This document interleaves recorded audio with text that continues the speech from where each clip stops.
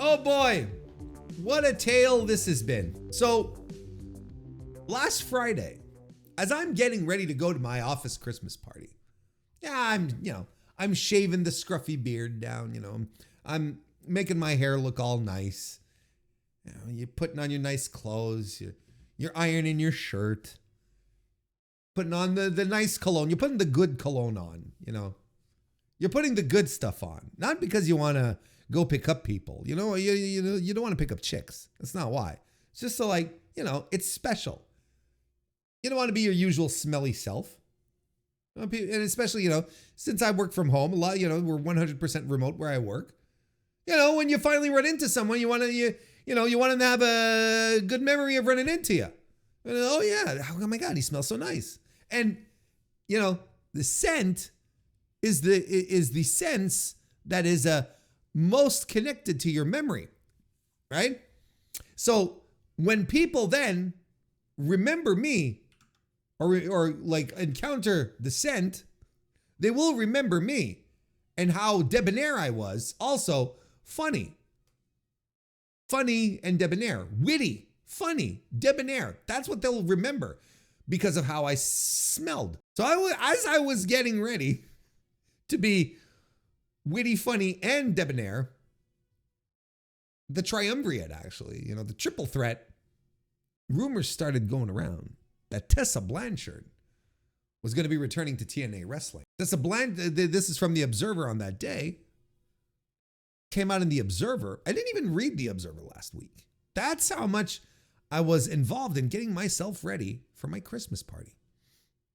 In the new issue of the Wrestling Observer newsletter, Dave Meltzer reports that Blanchard has signed back to TNA and could even be returning to the promotion imminently. TNA is holding its final resolution event in Atlanta tonight with a television taping to follow on Saturday. The belief, this is the quote here from Dave, the belief is Tessa Blanchard has signed here, which explains her not being in CMLL the last few weeks. The belief is that she'll debut in Atlanta, do a quick program with Jordan Grace, with Grace then leaving for WWE when her current contract expires. At least that's the talking point going around. But I was told Blanchard having signed is confirmed. So that was very interesting. And people got upset, of course, because it's Tessa Blanchard. Let's be real. She is polarizing. She is a lightning rod. She does not have she's not a unanimous pick for North American wrestling fans. Broke later on in the day from CMLL themselves that Tessa Blanchard was gone and that the women's tag team titles were vacated. CMLL confirmed on Friday that Blanchard has departed the promotion. The CMLL women's tag team titles, which she held with Juvia, are now vacant with new champions to be crowned set in 2025. It's the second time the titles have been vacated in their short history. Stephanie Vaquer and Zeusis also vacated the belts when Vaquer left CMLL for WWE NXT this summer. Now the difference here is that CMLL, still mentioned her, still talked about her, said, oh yes, mentioned her by name, which CMLL did not do and still has not done and probably will not do when Stephanie Vaquer left, right? Which should come as a good point comparison to when, Stephanie Vaquer was saying that she left the right way. What did she do? She left through the front door as opposed to the back door, which is kind of an expression down in Mexico. When you do business the wrong way, you leave from the back, you leave out the back door instead of going through the front. And she had tweeted out that she left through the front door and, she did business the right way. Where in the meantime, CMLL did not even mention her name after her departure, just said that her titles had been vacated and so on and so forth, but never mentioned her. Took her likeness off of the banners in Arena Coliseo. I don't think that sort of stuff happens when you do business the right way. And look at how Tessa Blanchard is leaving. Tessa clearly did things the right way because, even CMLL put out the statement saying that she was gone, and I think they even wished her good luck. Do we have the statement? I didn't prepare the statement here. But we had all of this put together for old Tessa. She clearly did things the right way. At the very least, the contrast should confirm that however Stephanie Vicaire decided to hit the bricks from CMLL, it was not well received by those in charge. So on Friday, she was gone. And then on Saturday, no, still on Friday. This is all on the same day. Thought this was on Friday. Tessa Blanchard returned to TNA at Final Resolution and appeared during Jordynne Grace's match with Rosemary. She came in masked, attacked Grace to give her the DQ win. Later, she briefly chatted with Gia Miller about her return and then pie-faced the backstage interviewer before leaving. Should we take a look at this? Gia Miller's trying to find out what's going on backstage. She's been dispatched. Tessa, please. Why did you just attack Jordynne Grace? What was that all about? Attack? I just reminded her and everybody else whose name this company was built on. Tessa Blanchard is back, and I'm taking what's mine. Oh my God! Did she ever give it back? Like, I'm taking what's mine, but did she ever give it back? Like, that was the thing, right? That's why she got fired, right? That's why Tessa Blanchard got fired in the first place. There seems to be some misconception out there. Excuse me. There seems to be some misconception out there that Tessa was fired because of the alleged racism, and her bad behavior, the bullying and all that, all these allegations. But no, she left because she left with the title, the TNA World Championship, and she basically was holding it hostage, holding it and holding up the company for more money. She was trying to pull Jeff Jarrett. She was trying to pull an Ultimate Warrior. What did TNA do? They said, okay, we'll hit the bricks, lady. Sayonara, sister. You don't have to return the belt. We'll make another one. So, I don't even know if, she said, I'm here to take back what's mine. That's why I'm saying. I think you still might have it, Tessa. Check your bags. She wanted to work both CMLL and TNA. Did she? Wait, what do you mean?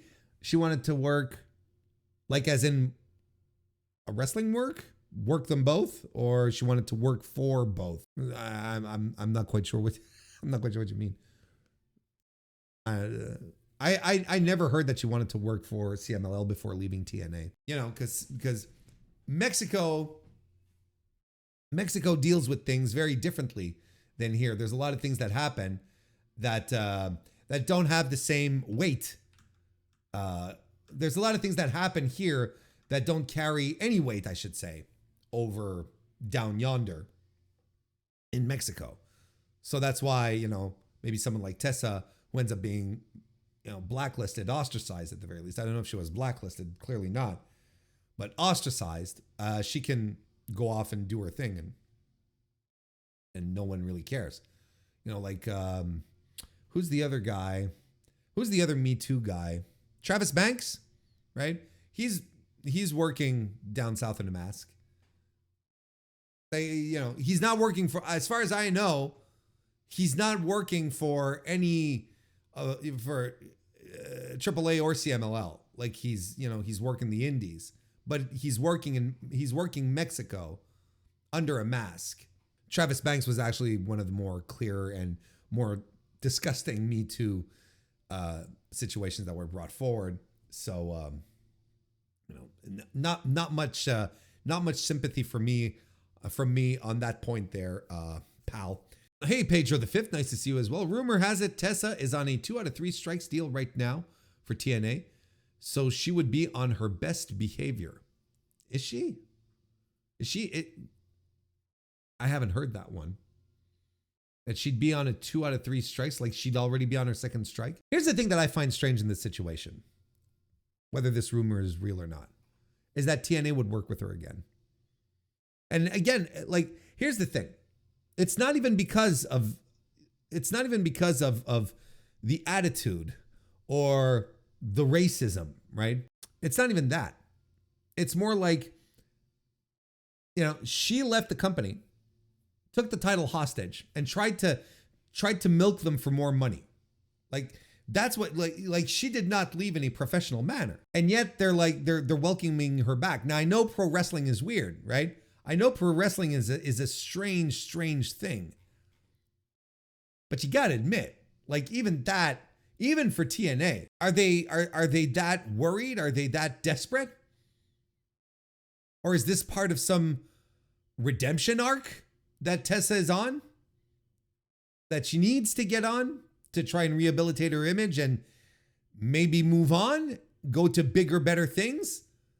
You're going to tell me she's not salivating at the thought of working for WWE? Yeah, like it's okay. I mean, if she wants to come in on a 2 out of 3 strikes type of situation, but like whichever way you look at it, I think it's a goofy move by TNA.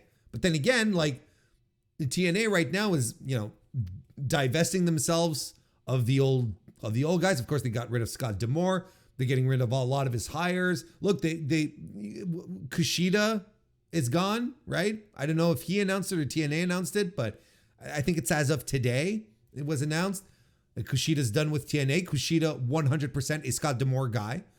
Josh Alexander, a Scott D'Amore guy.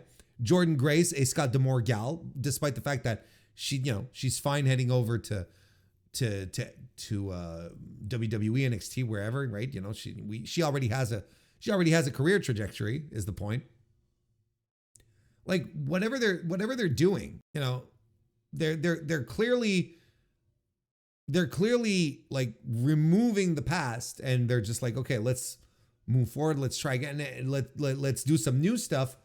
And in this new stuff, they're bringing back Tessa, which again, like it still looks like a goofy move. What's to say she won't pull anything again, right? Regardless of where you fall on all of this, she has the reputation, at the very least, to be a hothead. She has that reputation, and she acts on it. You know, if she was insecure about how she is and how she feels, she wouldn't have held up the company for money. She didn't give a shit at that point.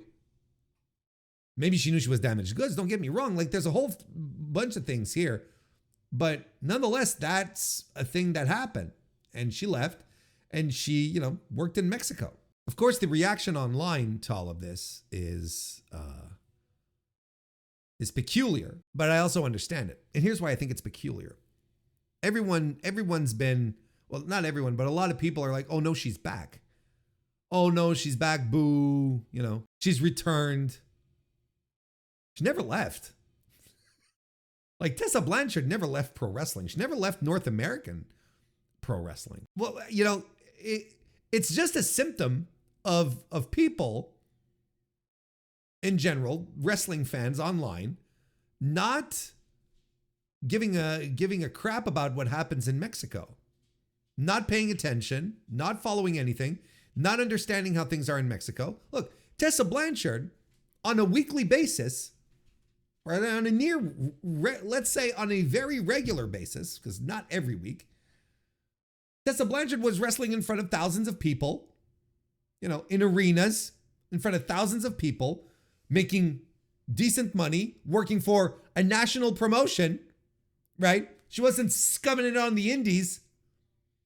National promotion. And then on top of that meets her new beau. Like, she was having a nice little time. Wasn't being bothered with any bullshit. Just doing her thing. Staying alive in the business. Staying in shape, wrestling, doing her thing. Well liked. And now suddenly she returns and everyone loses their mind. A whole contingent of people online just go completely nuts. Oh no, she's back. She never left. In fact, she was having a very successful pro wrestling career. She hasn't been punished. You know what I mean? She wasn't banished to the shadow realm. She just went to Mexico, got into good graces with CMLL, who welcomed her aboard, and she's been having a very successful career. I'm sorry to burst anyone's bubble. She might not have been like the top of the division, might not have been at the top, tippy top, and the money that you make working for CMLL is nothing compared to the American contracts that you can make with WWE and AEW. Like, you know what I mean? But it, like I said, it's not as if she was scrounging for bucks.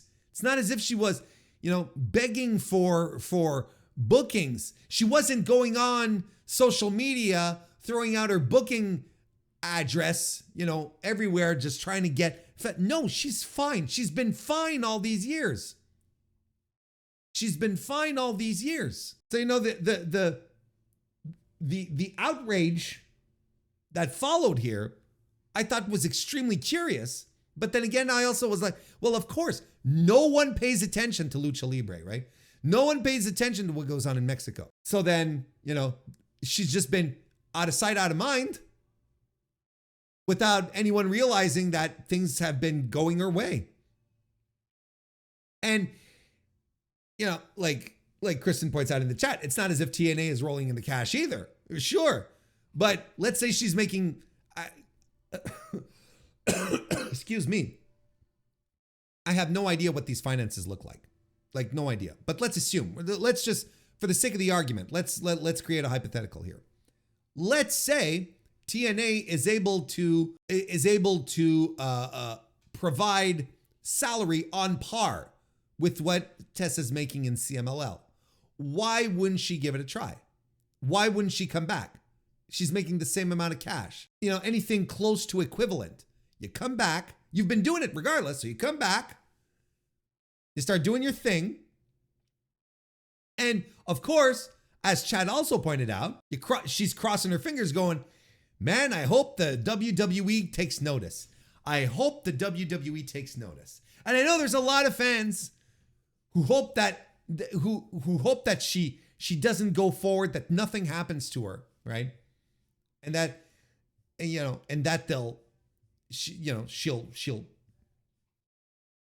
that this is how far she'll get in her career or whatever, right?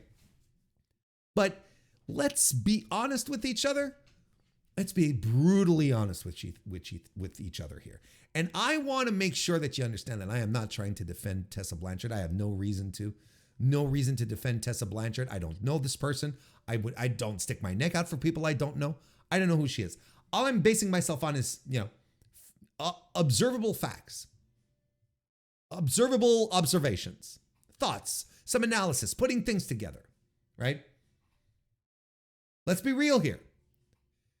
If Tessa Blanchard ended up in WWE, no one in the WWE fan base would care. No one in WWE would care about her alleged racist incidents, the bullying, the bad attitude, the holding TNA up for money. They wouldn't care. Do you think that WWE fans would suddenly turn off the TVs en masse because of this? Not even close. Not even remotely close. They brought into the company as a special attraction a YouTube influencer who is rather well known for scamming his audience out of money in different types of schemes, including a very recent crypto scheme. No one stopped watching the product because of that. This is the thing. It's only going to bother people online. It's only going to bother people online. And the tens of thousands of people who pay outrageous prices to go watch WWE shows live are still going to do that. The 1 million+ people who watch WWE and SmackDown every week are still going to do that.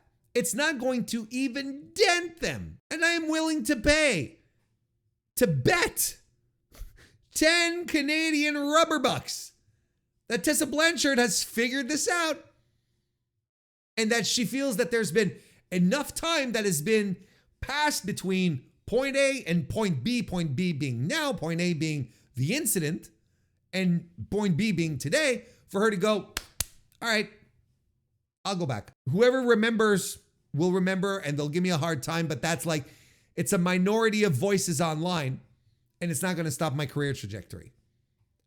I have yet to see, have I seen any TNA fans outright condemn this? I haven't seen anything. This is the point here. It's like people have a long memory in regards to this, but ultimately it's not going to matter because Tessa has been doing great.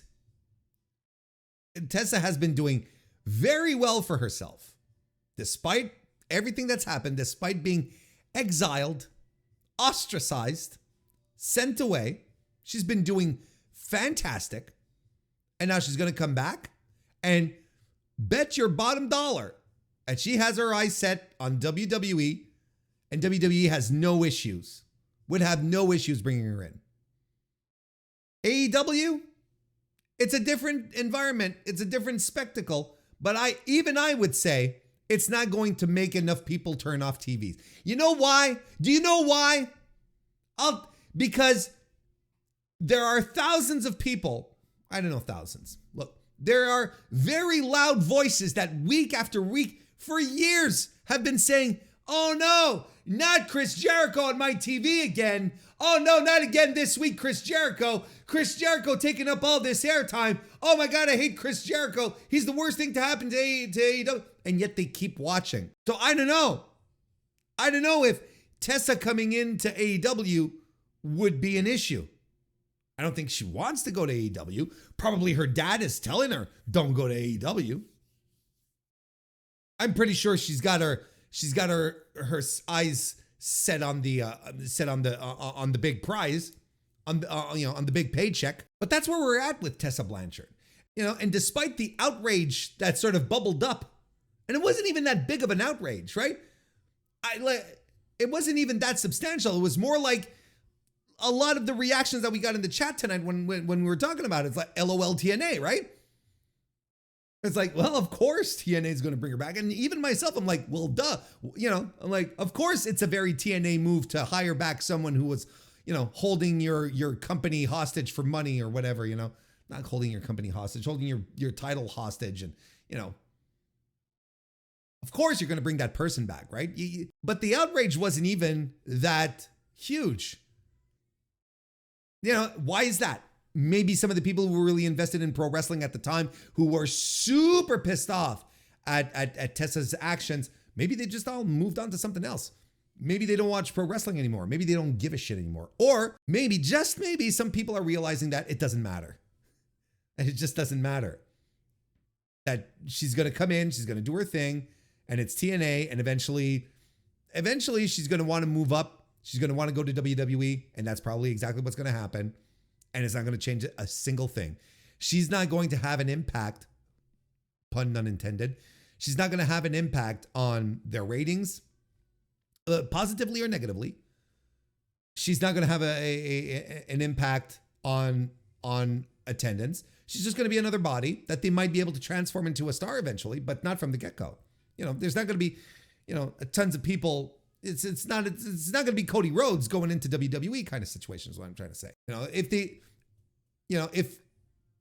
If we didn't get thousands upon thousands, hundreds of thousands of AEW fans to switch over to WWE because Jade Cargill moved over, and Jade is arguably a bigger star presence than Tessa Blanchard ever was. If that didn't happen, well, it has to be someone pretty special to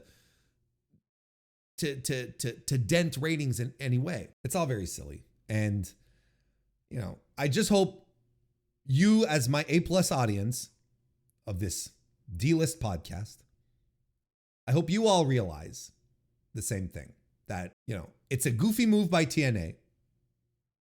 Tessa has not been in purgatory somewhere. She's been doing very well, having a nice regular job pro wrestling for a national promotion. And her coming back is par for the course. It's not going to change a thing. TNA fans are not going to stop watching. It's not going to be this great purge. There's not going to be boycott TNA movements or any bullshit like that. It's all going to be what's next for Tessa in her upward trajectory. She just had to start over and rebuild. That's all. And you know what? Here's the thing. Here's the thing. I like to think people can change. Maybe she has changed. I think a public, statement, an apology, a sort of, something to show contrition on a public level would go a long way, a tremendously long way in her career. I really do think that.